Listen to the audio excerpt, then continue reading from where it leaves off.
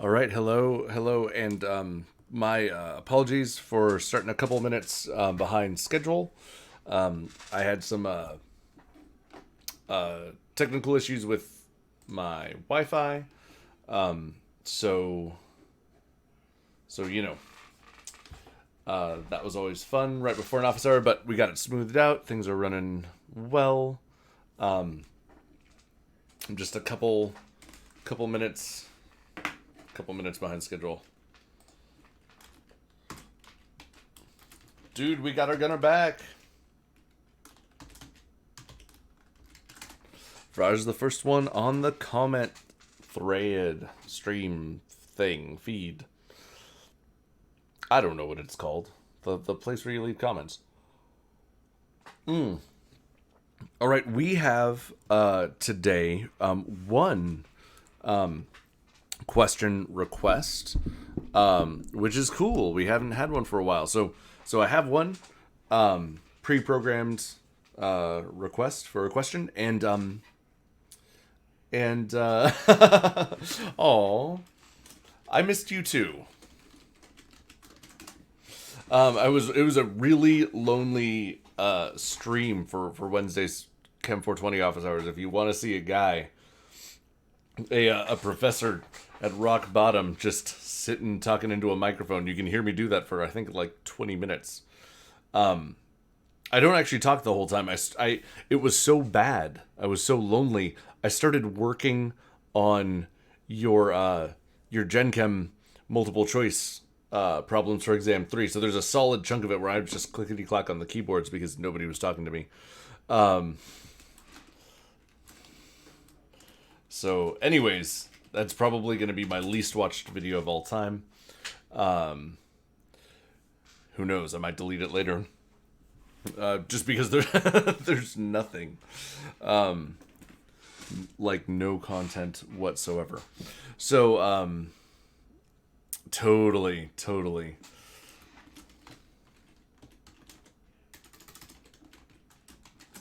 It's tragic. But anyways, so I've been listening this morning to it's been a pretty chill Friday morning. I was listening to some New Orleans style jazz, and so I mirrored that in the mixtape. You can see it in the description. One interesting note: the Preservation Hall Jazz Band, which there's a couple tracks by them on this playlist. They're the oldest jazz ensemble in the U.S. I've seen them live, and they're incredible. It's like a bunch of like old dudes, like in their like 60s, 70s, 80s. Some of them look older, but who knows? But who just love playing their instruments, and they're incredible to see live. So anyways, you can check them out. They got a couple tracks in our daily mixtape. It's in the description. Okay. Right. I said we had a student email in a question actually from the ACS homework, and I looked at it, and it is surprisingly tricky. So let's go ahead and look at this. And actually, I'm going to pull up the periodic table because it is going to be useful for solving this problem. All right, so here is the question, which will get colored in blue. So the question is this: which species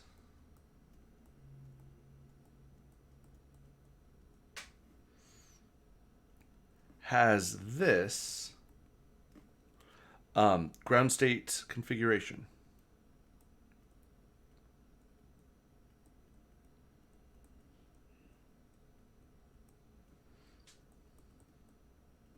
All right. And then they give us an electron configuration. The configuration they give us is 1s2, 2s2, 2p6, 3s2, 3p6, 3d10. All right. And so here, so they give us a multiple choice, but rather than look at the answers, which you can totally do, analyze by the possible answers they give, I just want to take this electron configuration and figure out what we're dealing with here. So you'll notice this is the tricky part right here, this 3d10. 3d10. So that leads me to look at the fourth period. 2, 3, 4. And the reason why I'm looking at the fourth period is because we know that when you go from the S block to the D block, you jump down an energy level, right? So this would be 4s2, and then you jump to the 3d. So the fact that we have 3d10 means that we're bouncing 1, 2, 3, 4, 5, 6, 7, 8, 9, 10 spaces in, right? So that 3d10 leads me to zinc. The problem is when you look at the electron configuration for zinc,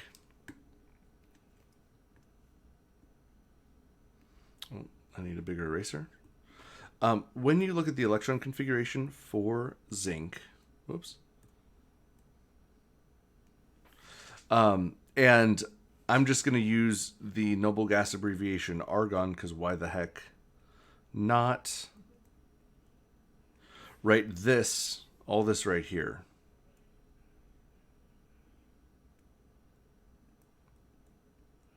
Is just argon. So the electron configuration for zinc is argon 4s2 3d10. And here's the sticking point. Here's the rub. When you're filling your ground state abbreviation, your ground state electron configuration, excuse me, the 4s subshell fills before the 3d, but here in this electron configuration, it jumps straight from 3p to 3d. All right. Now, you'll also notice I went to zinc because it's 10 spaces into the d block, but this electron configuration that I have for zinc has 2 more electrons than the electron configuration that they gave us. And it's actually, Vraj, it isn't nickel. It's not nickel. Nickel's one of the answers, but here's why it's not nickel. Nickel does have 2 fewer electrons, but here's nickel's electron configuration. We have argon as our abbreviation. The nickel is 4s2 3d8. All right. So nickel does not have the electron configuration that we were given in this problem. It's a good guess because nickel has 2 fewer electrons, but unfortunately for nickel, it fills the 4s subshell and then puts 8 electrons in to the D. So the answer is this. It's zinc with a positive 2 charge. It's ionic zinc, and here's why. Whenever you lose electrons, when you form an ion, you always take the electrons from the orbital with the highest principal quantum number, which in this case is our 4s. So after losing 2 electrons out of our 4s orbital, the electron configuration for cationic zinc will just be argon D10 or 1s2, 2s2, 2p6, 3s2, 3p6, 3d10. So the answer for this one is cationic zinc. Totally.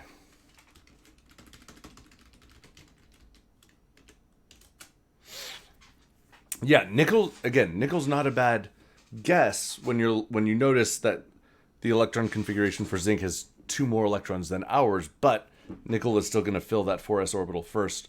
So we need to make cationic zinc. That's how we get 2 less electrons and just... Oh, whoa!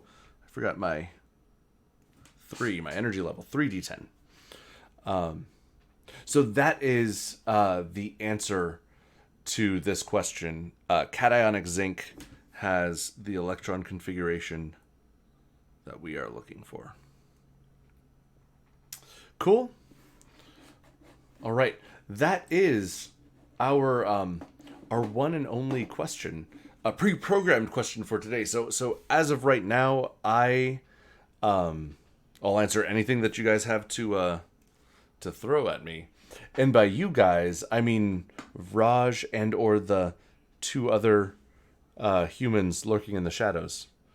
I know I've mentioned this before, Raj. This is probably like the 6th time you've heard me say this, but YouTube shows me how many people are watching live, but doesn't tell me who. I only know if someone's there because they leave a comment. So right now we've got 3 concurrent viewers, and one of them is Raj, and 2 of them are sitting darkly in the shadows. Totally, I almost said unanimous. Anonymous, there we go.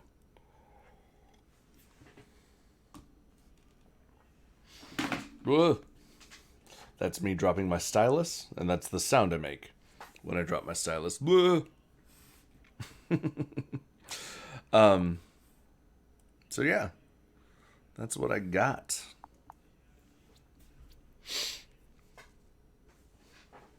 Totally.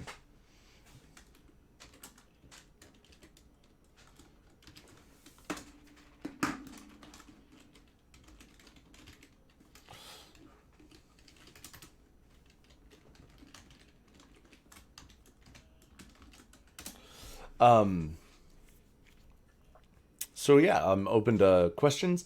I have been a busy bee. By busy bee, I mean I have been working on the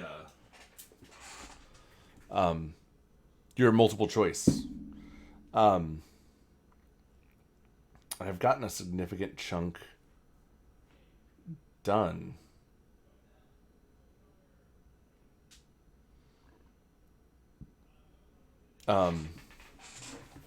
Here, let me see.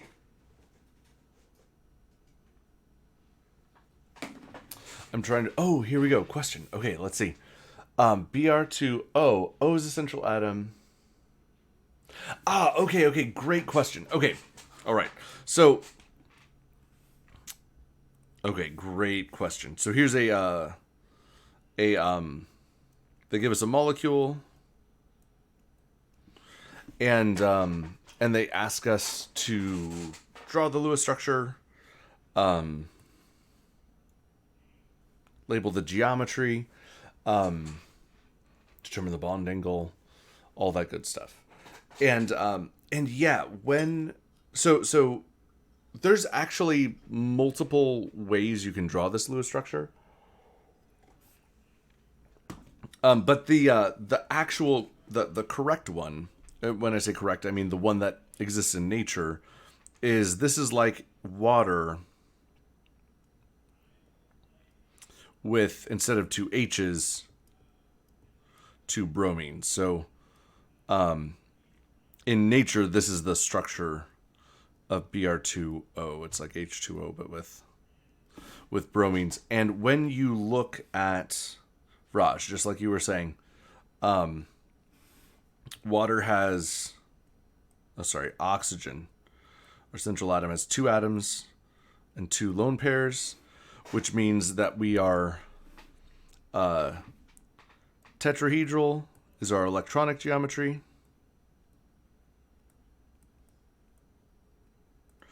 Which makes bent, whenever you've got a tetrahedron with 2 lone pairs, bent is your molecular geometry, and a bent molecule has bond angles of 105. So let's see. Yep. So you hit the nail on the head. That is exactly how that goes down.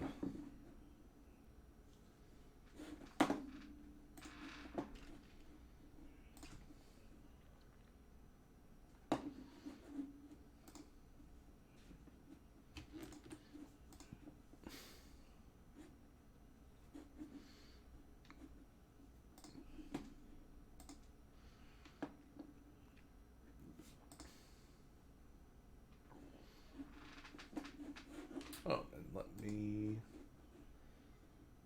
Courses.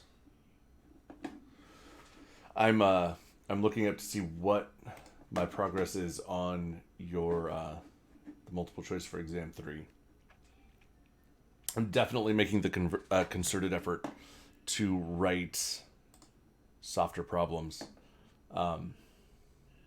this time around. Yeah, well, stinking done. Let's see. There we go. What's the date? Today is May 1st.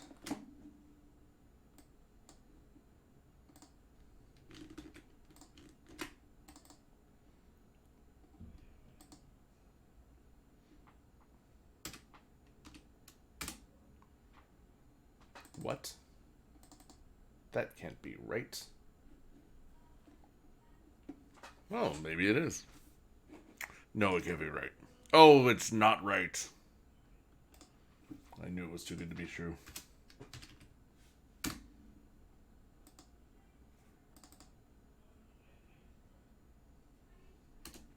All right. So, let's see. How would you do...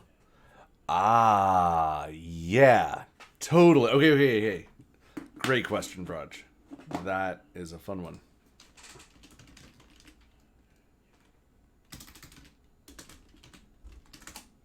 All right, so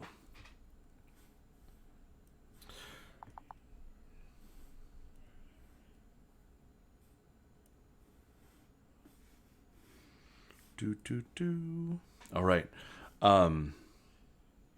So here's our question. So this one gets a yellow box. Our question is, how would you draw the Lewis structure for something like this?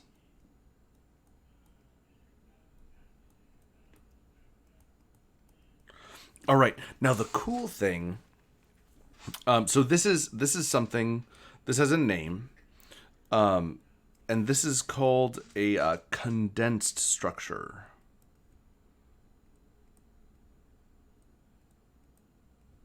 It's not something that we've explicitly gone over in lecture. All right.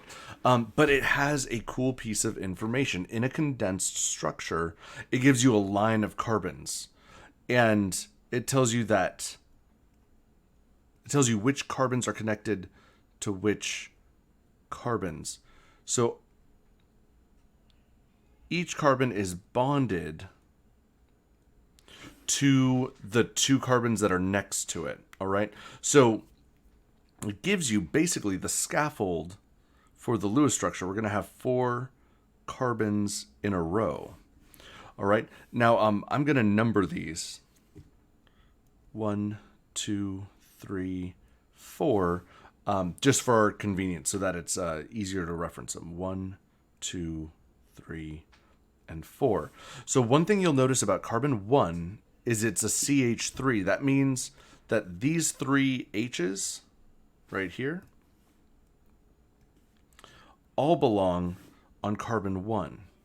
So if carbon 1 has 3 H's attached, we got to throw 3 CH bonds there. Now you'll notice on carbon 2, it only has 1 H.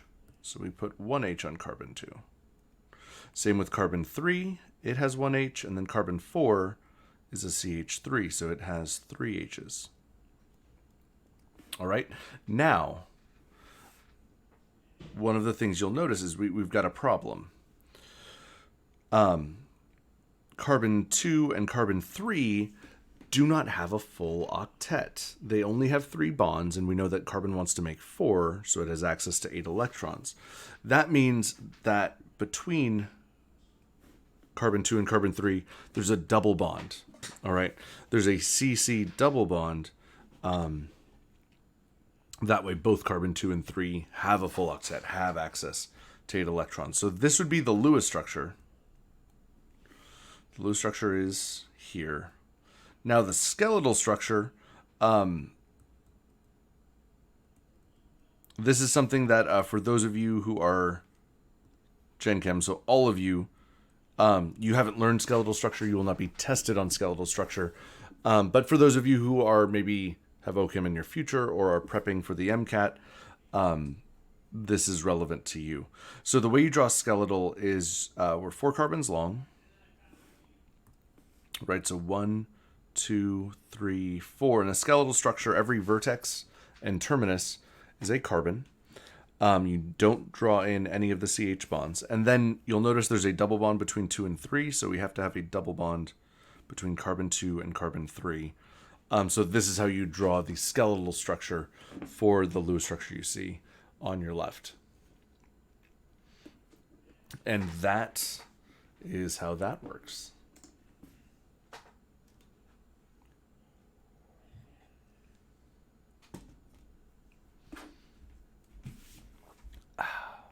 Sorry. That was me taking a sip of coffee. And I don't know how the coffee is where you are, but the coffee on this end of the live stream is very good.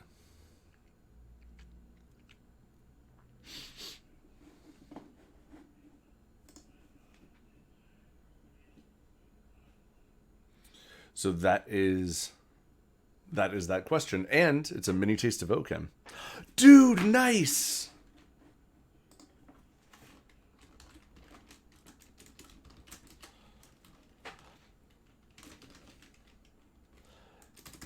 Oh my gosh, Raj, I'm freaking out. You did a emoticon transbutene.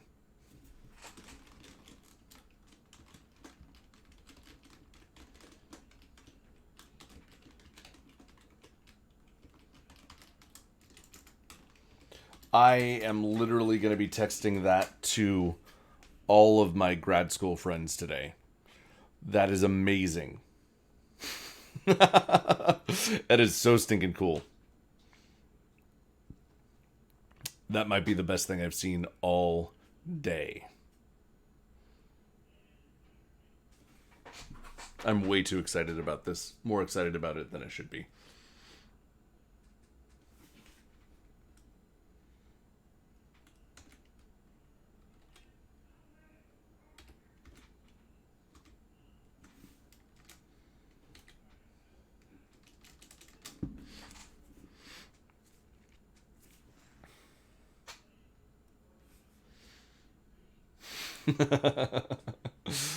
Oh my gosh. Yeah, that is incredible.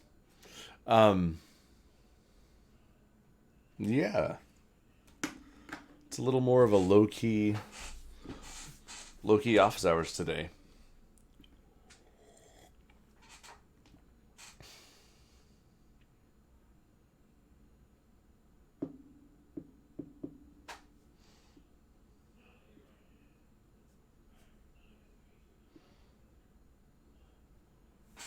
How would I show the hybridization of each in this molecule? Well, okay, great question. So, remember, so we learned the deal with hybridization is you need to look at the electron groups around each atom, right? So as far as hybridization is concerned, now, with the molecules we've been looking at in Gen Chem,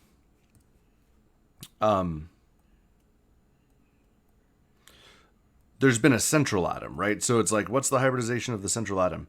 For organic molecules are larger. There usually isn't a central atom. And so you can actually label the hybridization of every single atom that's in your molecule. All right, so for an organic molecule like the one we're looking at here, it's not a question of what's the central atom. It's you have to label the hybridization for each carbon. All right, and so that's what we'll do here. So carbon 1, you'll notice, has 4 electron groups. When you have 4 electron groups, then your hybridization is sp3. All right, carbon 2 has 3 electron groups. When you have 3 electron groups, your hybridization is sp2. Carbon 3 as well has 3 electron groups, so it's sp2. And then carbon 4 with 4 electron groups is not sp4, that's not a thing, is sp3. All right, so these are the hybridization of each carbon.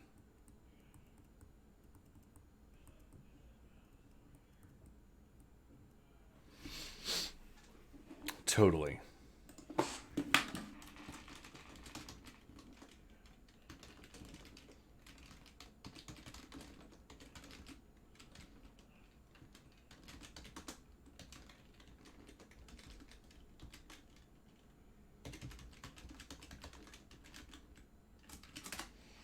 Yep, so you look at the number of electron groups around each non-hydrogen atom. Hydrogen doesn't hybridize, everything else does. Count the electron groups, and that will determine what your hybridization is. Excellent question.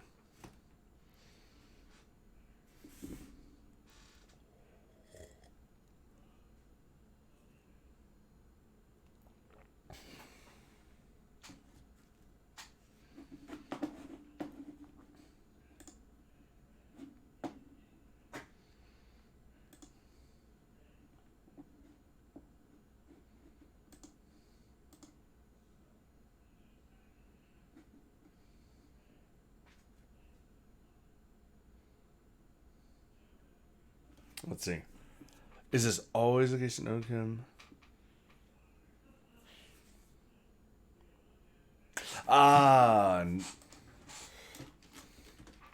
Great question.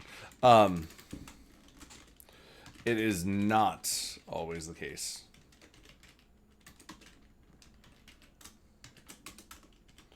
Just for this molecule.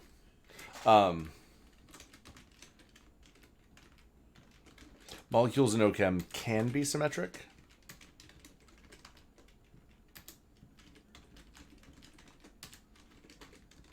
But they do not have to be.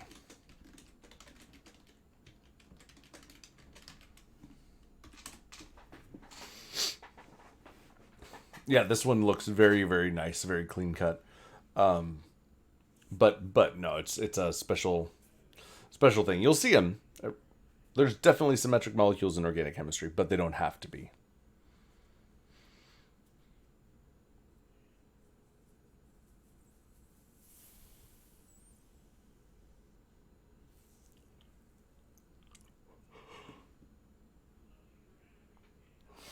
Excuse me.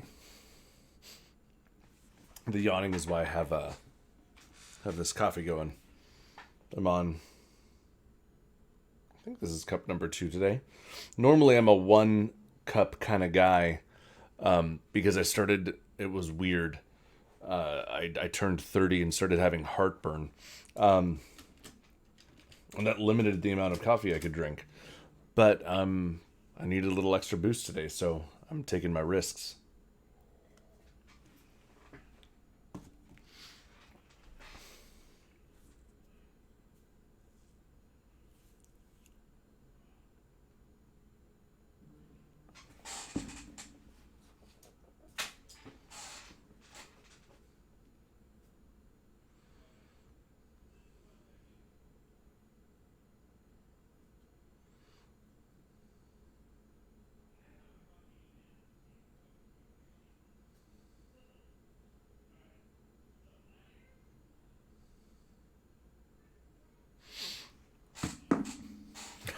Sorry, I don't know if you could pick up the of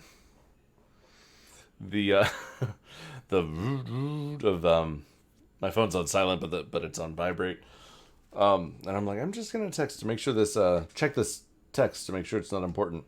And it turns out that it was on the family thread, my wife's family thread, and my mother-in-law just finished watching Tiger King.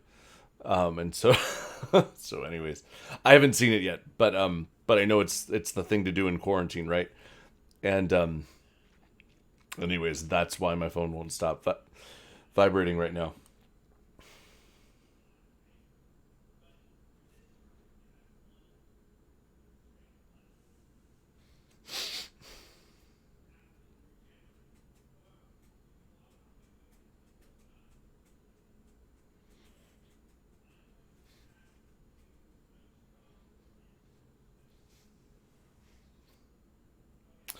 Totally.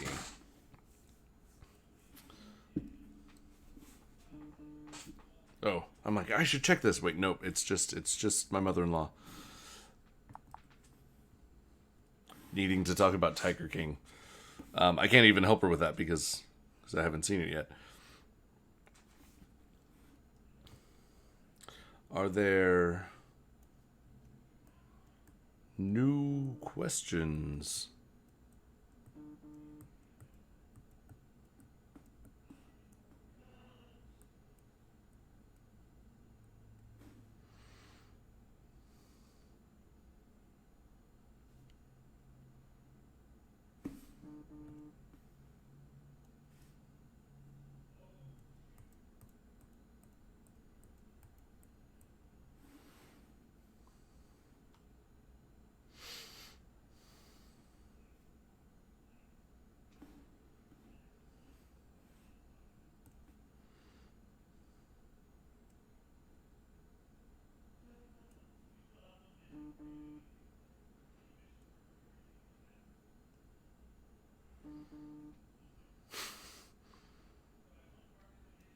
I'm gonna see if I can throw my phone on do not disturb. I feel like this is not going to end anytime soon. There we go. It should be okay now.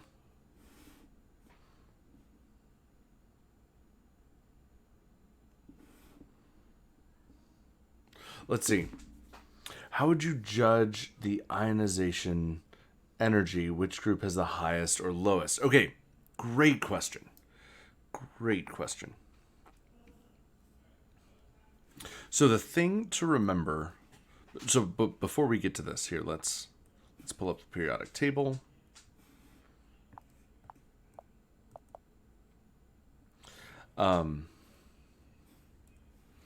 And before we dive into that question, let's remember what ionization energy is.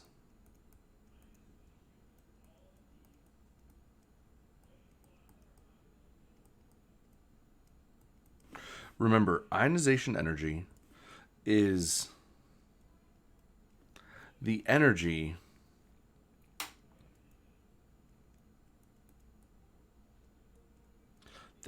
required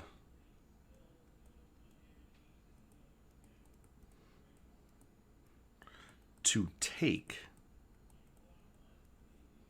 an electron from an element.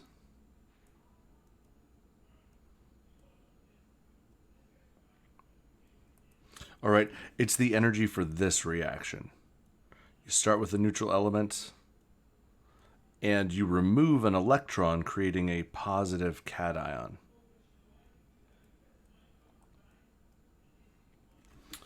All right, let's see. Isn't it the opposite of atomic radius? How would you judge?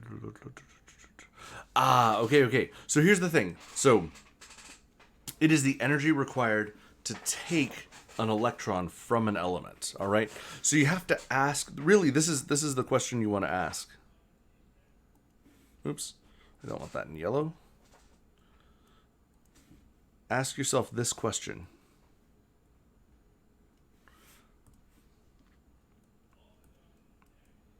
How easy is this atom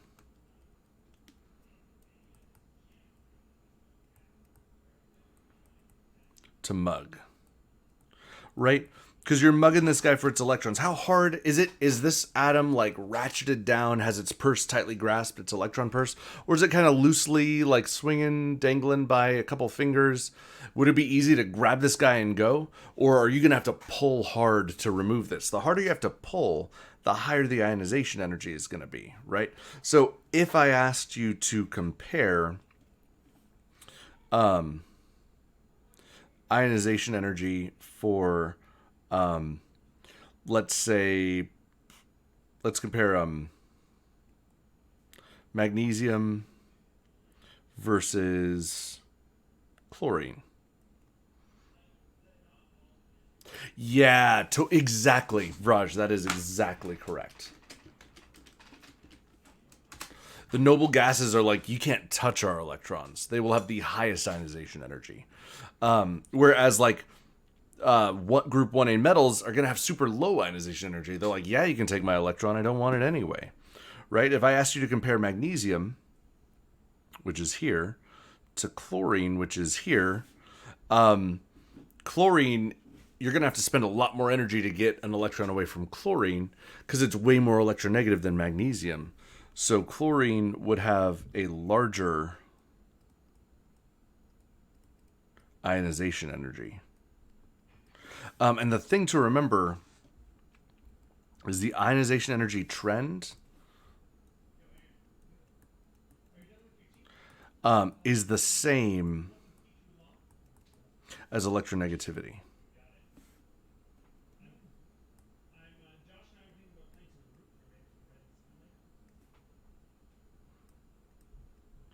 Because the more electronegative something is, the more electronegative something is, the harder it's going to be to steal that electron. So for ionization energy, it will increase the as you move from left to right, and then it increases as you move from bottom to top. Totally.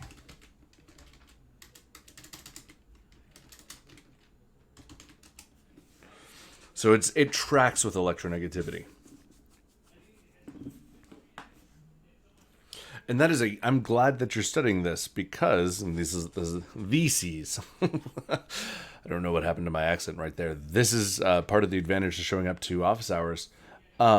I just finished writing some multiple choice questions that had to do with periodic trends. So where I'm asking you to pick the largest ionization energy or the smallest or the most electronegative. I wrote some of those problems for your exam today, so I'm glad you're studying it because it is on exam 3. And that's the sneak preview.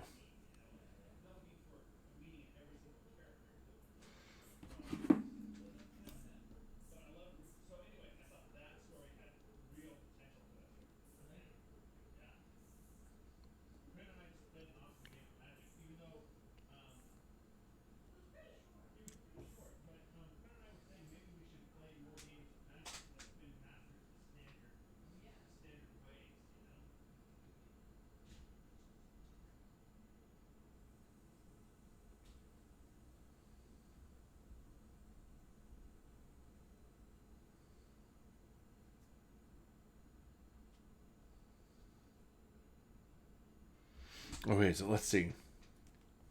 New question.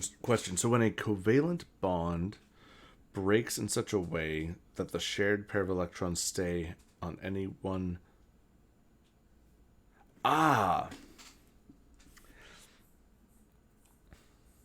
That is a good question. Okay, let me just make sure I'm got what you're talking about. So when a covalent bond breaks in such a way that the shared pair of electrons stay on one of the bonded atoms, what is that reaction called? Okay. So there are two ways to break a bond. There is what's called homolytic cleavage and heterolytic cleavage.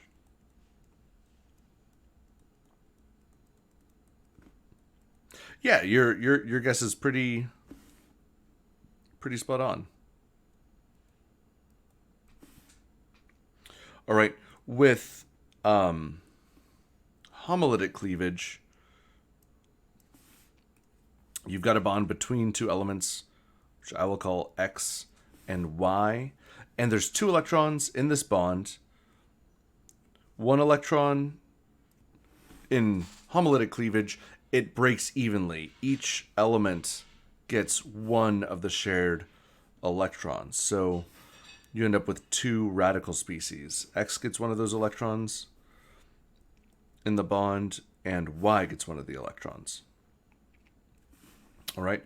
For so that's homolytic cleavage. It's the same. For heterolytic cleavage, it's different for each element. So if you have X and Y in heterolytic cleavage, both of the electrons from the bond go to one of the two elements. So with heterolytic cleavage, the way I've drawn it here, X ends up with both of the electrons and a negative charge, and Y got none of the electrons and is left with a positive charge.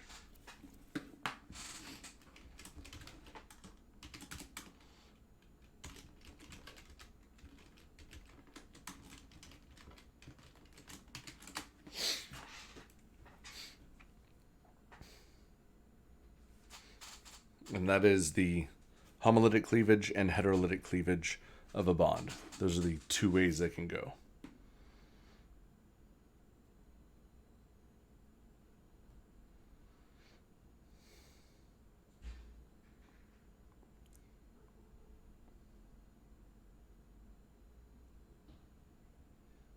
All right, let's see. So cleavage is the same as fission.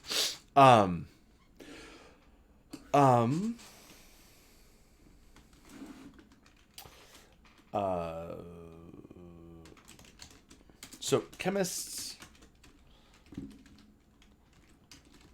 typically say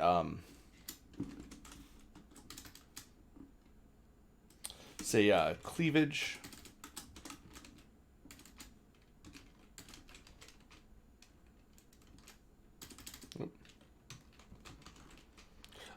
with respect to bonds, fission is usually used in the context of nuclear chemistry.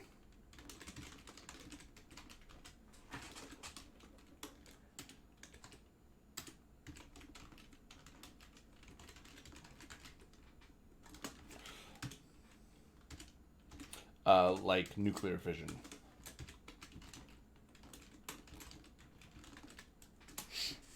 I don't know if this is a hard and fast rule per se, but typically when you talk about bonds being broken, we talk about them being cleaved, and when we talk about a nucleus being divided, we talk about fission or fissures. Yeah, totally.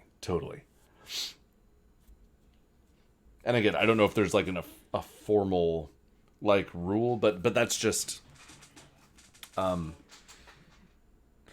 what I've been, I guess, kind of exposed to when I hear people talking about, or chemists talking about bond breakage. I hear cleavage, and then when I hear about the nucleus breaking, I hear fission.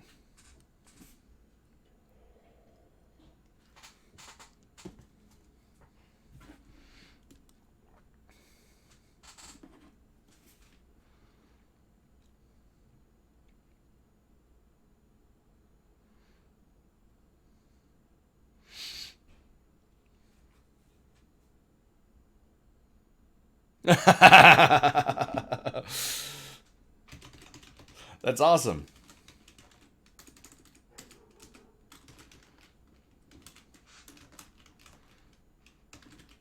That is totally awesome.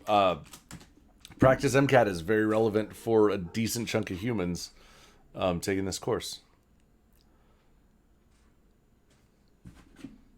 I don't know if you picked up that barking. My dog was yapping at something. Oh, it was about a nuclear reaction. Yeah. Totally. That is totally.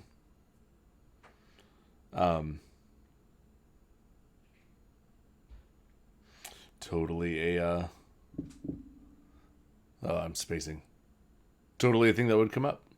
I believe you hit fission nuclear chemistry in second semester, so you'll be hearing more about that in 401.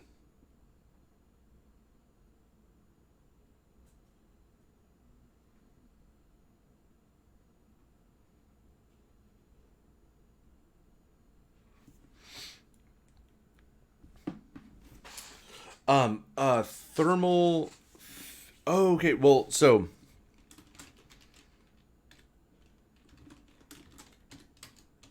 thermal cleavage would be when heating a compound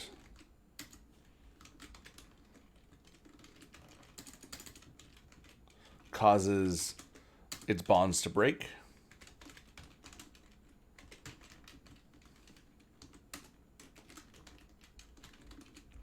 Thermal fission would be when heating a compound or heating an atom causes its nucleus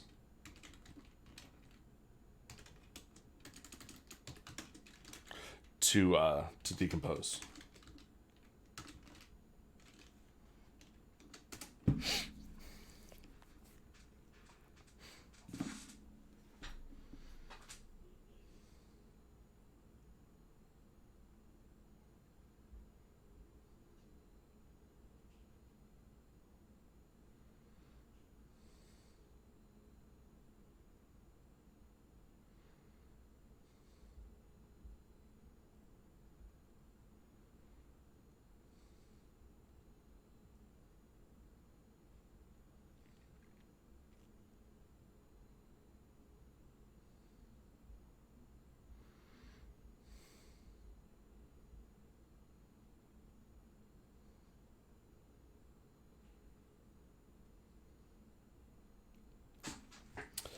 Yeah, nuclear decomposition reaction. So, basically, though they're usually called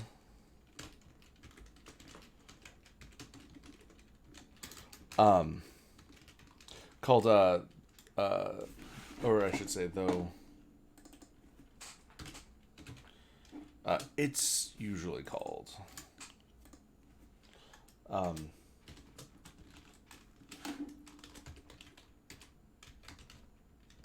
nuclear decay. That is the fancy name.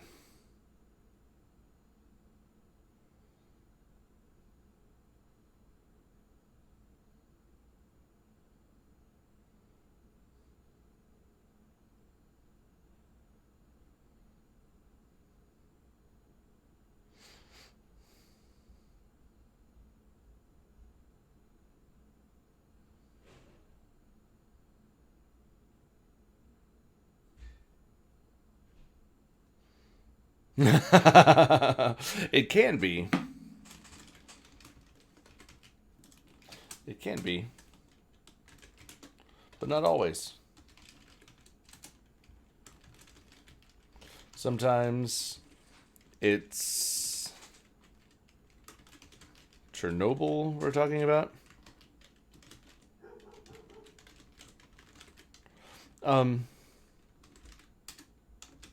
Other times it's the sensor in the smoke detector in your house.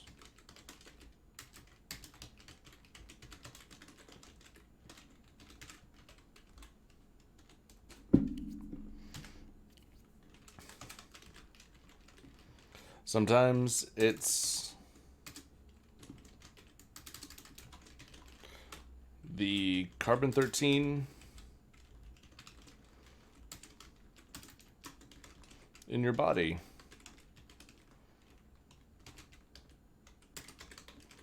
Turning into carbon-12.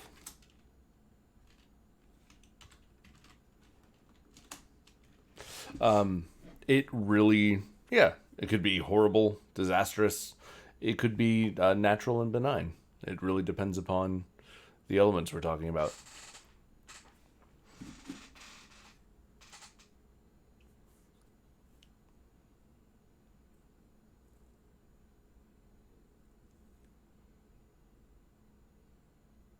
Yeah.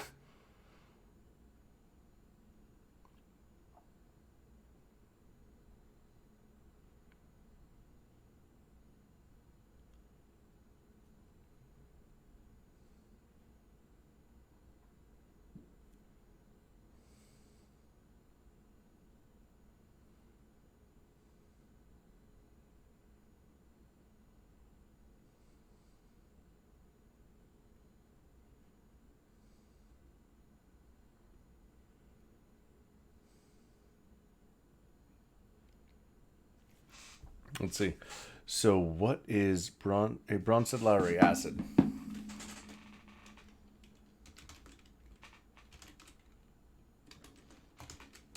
Not necessarily, actually.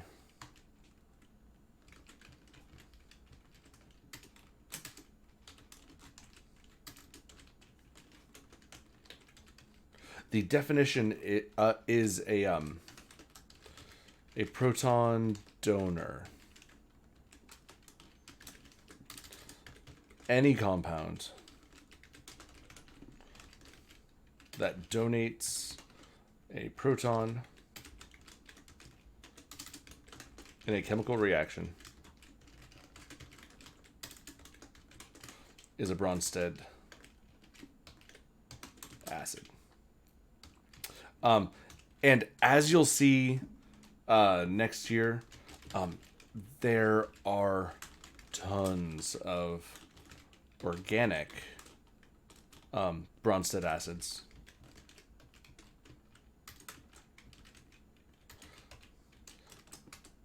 Yeah, just like acetic acid.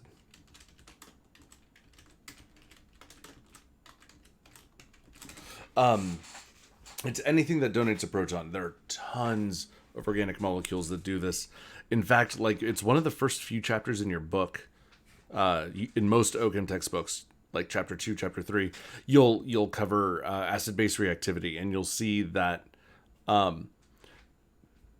organic molecules are loaded with hydrogens, and often those hydrogens can be proton sources. So yeah, Bronsted-Lowry acid, anything that donates a proton. And most things in organic chemistry have one. Most things in organic chemistry, under certain circumstances, can donate a proton. So you will see plenty of Bronsted acid reactivity in Chem 420 and Chem 421. Absolutely.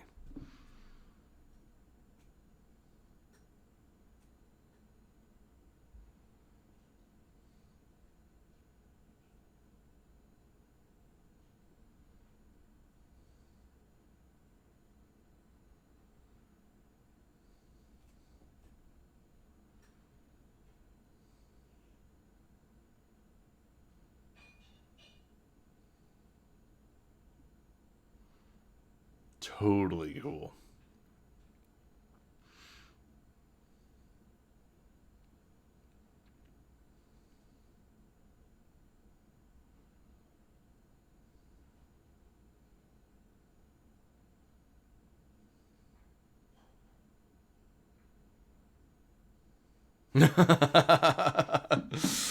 Oh my gosh.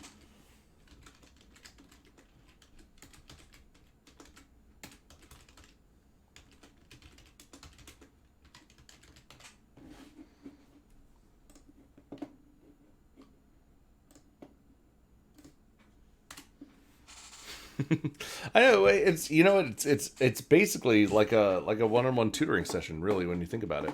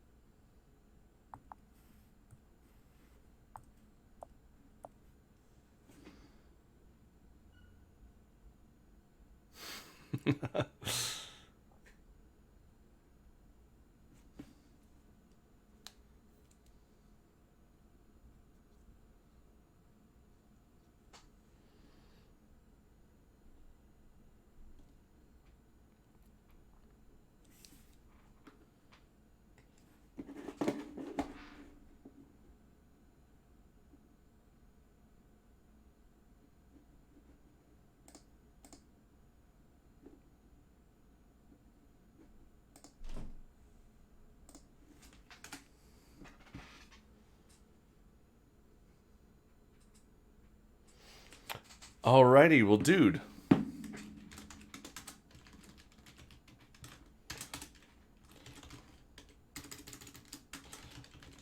Thanks for dropping in.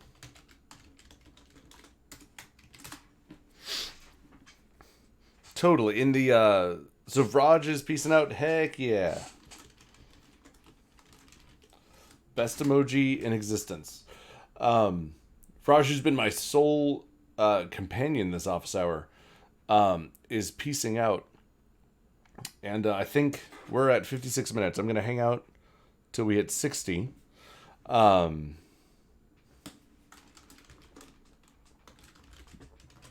in the absence of any new questions, then I will call it a day too. And yeah, so we'll see.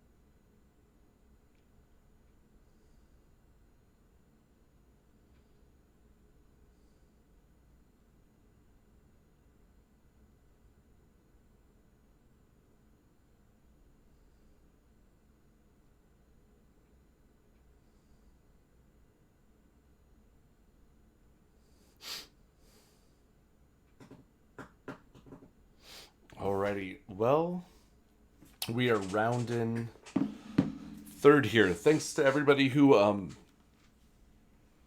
well, Raj is the only one who showed up live, but thanks to everybody who is watching this later.